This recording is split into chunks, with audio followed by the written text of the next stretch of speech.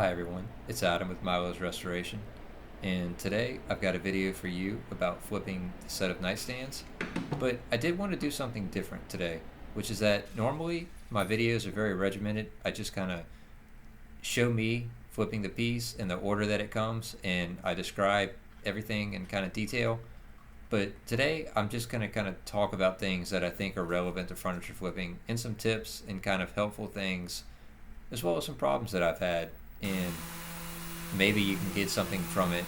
And if you're considering doing this for money, it would definitely be relevant to you. So if that's interesting to you, then please keep watching.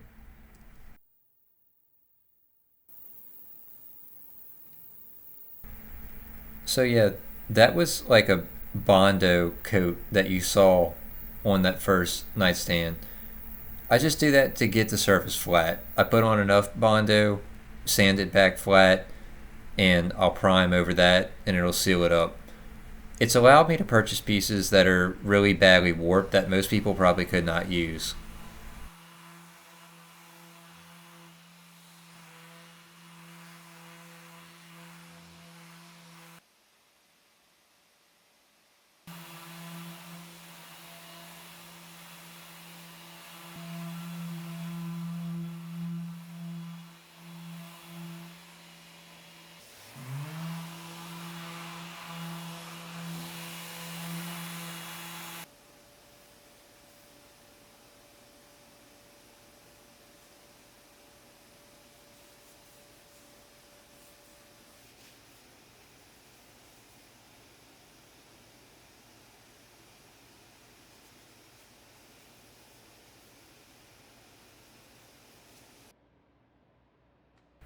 So I kind of learned some things from watching people that do production work, and this particular finisher did a lot of work for hotels and apartments and things like that, where they still wanted a good finish, but they were really trying to maximize the efficiency. And one thing that he told me that he did was that he basically sprays one coat of primer and just allows it to tack up, and then comes back in for a second coat and sprays that before it's completely dried. Then he gives it a lot of time to dry out, and that gives you enough material to sand back, as opposed to sanding. I mean, priming, sanding, cleaning, priming, sanding, cleaning like 3 times. It just burns up a lot of time, and it's not really necessary, because your first 2 coats, you're basically going to sand it back to bare wood. So while the sanding does take a little bit longer, you pretty much make the time back up, because you don't have to spend all that time cleaning out the spray guns. And as far as like people worried about like, is it going to dry completely? Yeah, it will. It depends on the kind of primer that you're using, but especially if you're using a 2 product or a solvent based, and when I say a 2 product, I mean like a 2K or something like that that's catalyzed, it's going to dry. You're not going to have to worry about that. But for some of the cheaper waterborne primers, it probably won't work as well. But for solvent-based products that, due to their kind of nature of them, they go on thinner anyways, it'll be okay. And that's what I did for this. I sprayed it, waited about 10 to 15 minutes till it was tack-free, sprayed it again, and after that I sanded. And wherever I burned through the primer back to the bare wood, trying to get everything flat, because that will happen whenever you're trying to sand for flatness, I just took a rattle can of primer and I just spot primed those areas and then just give them a light sand, and everything was okay. And I'll definitely be using this process more.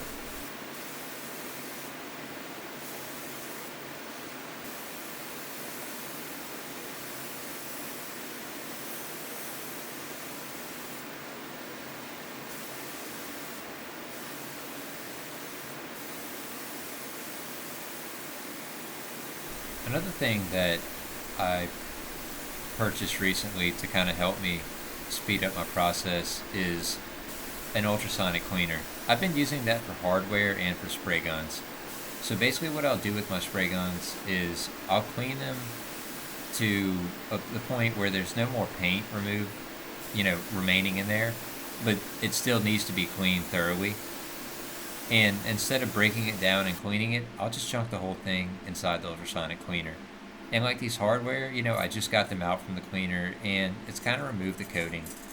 And what I'll do is that even if I'm gonna paint the hardware, it still needs to be cleaned first. And so that cleaner kind of does that for me and removes a step. But yeah, I put the drawers and the cases for the nightstands inside my spray booth area, and I put a bunch of fans on them. Airflow is always going to speed up and also help paint and lacquer or anything like that to dry evenly. You just want to make sure that it's tack free, and that way you're not going to blow a bunch of dust into your paint or primer.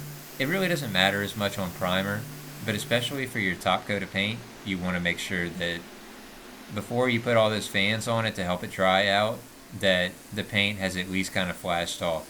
Unless you're in a really clean environment, which most people are not.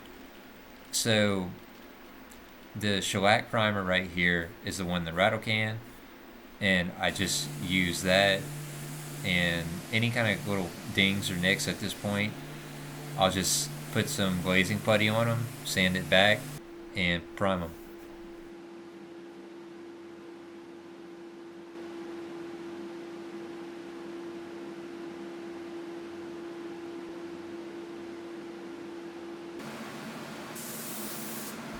So switching to this kind of product for my top coat has been a huge benefit to my business. I use Centurion's 1K kind of water-based polyurethane, and it basically emulates a lacquer. And it's really nice because I can transport things basically the day after, not have to worry about them getting dinged up. And a lot of the paints that are kind of targeted towards furniture flippers, they're not really made for production.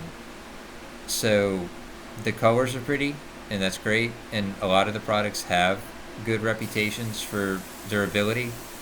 But generally speaking, if you're using a catalyzed product or even an uncatalyzed 1K product, it's really going to be like a very, very hard finish that is going to cure much faster than most water-based paints, and that just allows me to get pieces out of the door a lot faster, and the look of them is obviously really nice too. But I don't really complain. I have jobs where I have to use chalk paint and or anything really, even bare furniture paint. Some people want that, I'll use it. But whenever it comes to like production work like this, there's just no better way to go in my opinion. It's cheap, it's efficient. You have the upfront cost of the sprayer, but after that, it's really not that bad. You don't have to use a spray booth for this stuff. You could do this in your garage. And that's kind of one thing that I didn't anticipate when I built this little spray area, which is that now I've got problems that I never had before. With all the airflow, I've created basically a kind of miniature dust hurricane inside my shop, and I've had to kind of adjust that and play with that. And I never had any of these problems spraying in my garage.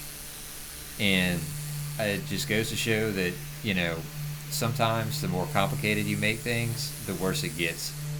And although I'm happy I have the space that I have, it's been a challenge to kind of figure all the problems out as far as like how much airflow and how to not create a cross draft that's going across the shop and dragging a bunch of dust in my paint. So just something to think about.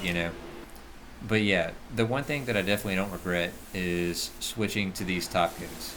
And I think that if you're thinking about doing this and you have the equipment, it'll definitely benefit you to do it.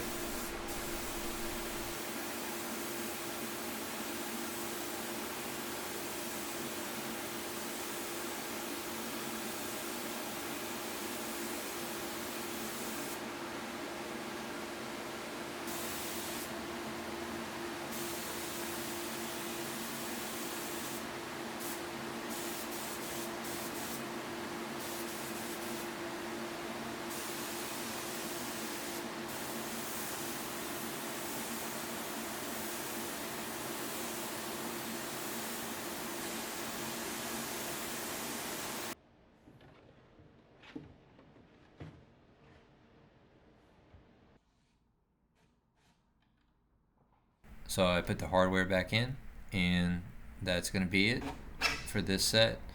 I'll have a little bit of adjusting to do with the drawers, but that's going to be off camera work. It's going to be kind of tedious and not very interesting.